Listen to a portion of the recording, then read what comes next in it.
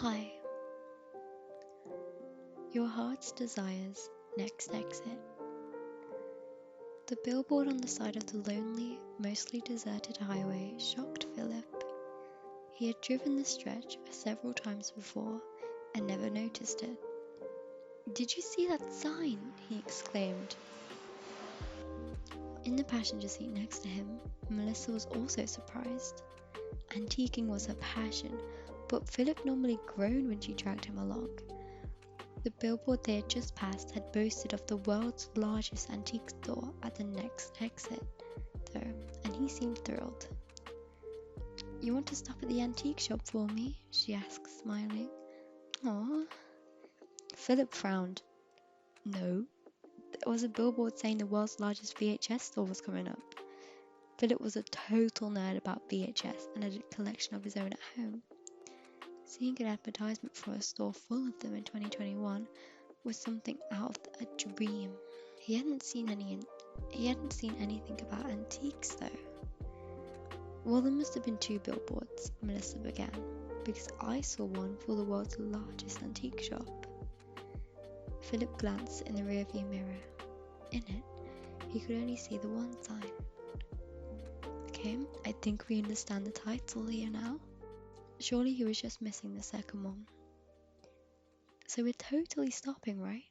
he asked. He realized that he didn't know what he would do if she didn't want to.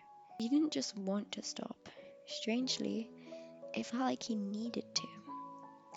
"Our two favorite things at one exit?" Melissa asked as an answer. She was feeling the same bizarre compulsion that Philip was. "Yes."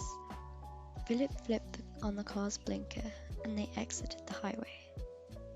They would never get back on it. A minute later, Andrew came upon the same lonely stretch of road in the back seat. His son was blabbering non-stop about Minecraft. "Neat bud," Andrew was saying, when he spotted the billboard. Suddenly, his son's voice faded into background noise. "World's largest stamp collection, next exit." His eyes widened.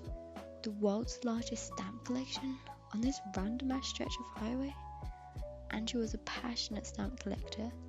He loved the variety of colour and their unique designs. They just made him happy. Still, the allure of the sign felt unnaturally strong. They would be stopping. Andrew's son didn't look at the billboard. If he had, he would have seen something about Minecraft. Ted was itching. It had been a month since his urges had been last satisfied, and he was ready to explode. He was driving along the lonely stretch of highway, bored, when he saw the billboard. Normally, seeing such a ridiculous thing meant he was fucked up on something. Tonight, though, Ted was stone cold sober, and somehow he knew in his bones that the billboard was no ruse. He could feel its power. Ted's toolkit was in the trunk. He kept it with him wherever he went, just in case an opportunity arose. He took the exit. He may not have understood how the billboard worked, but he could feel deep down that its advertisement was truthful. Bored, distracted, and vulnerable people. Next exit. So, is this billboard evil? Or is it simply just following the people who drive down its heart's desires? Like, will Philip, Melissa, Melissa, and Andrew find what they want? They each find the stores that they're looking for? Or is it all just to lead this murderer that will eventually drive down here to go and kill them?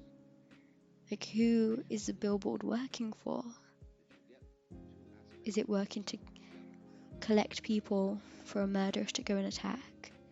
Or is it simply just following what people want and giving it to them at that exit? Because clearly Ted's one is true, because we know that there's 4 distracted, unfamiliar people in the next exit. So are the other ones true?